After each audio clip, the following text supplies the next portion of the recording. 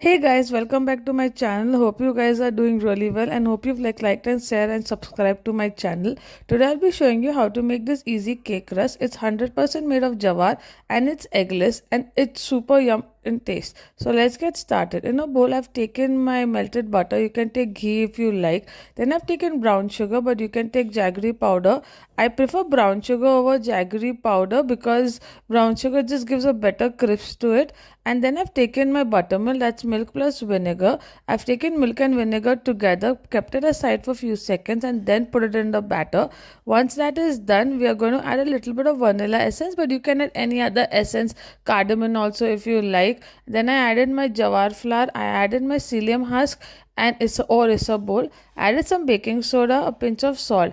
Mix it really well. You might need a whisk so that the lumps are not formed. Once that is done, you can see how the batter is turned out to be. It might get little thicker really fast because of the jowar flour getting absorbed, but don't worry. Then in a 6-inch cake tin, I have poured this batter.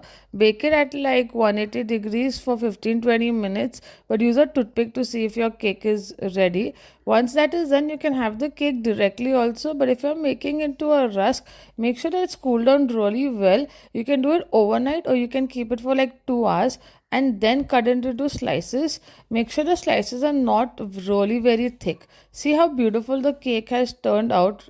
And then I waited like overnight and then I cut into slices, but as I said, 2 hours is also fine.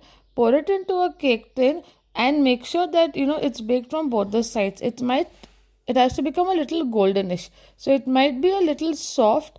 Keep it outside and it'll become crisp again. You can see how beautiful this cake rusk is come out. You can have it with tea, coffee, whatever you like. Hope you enjoyed this recipe.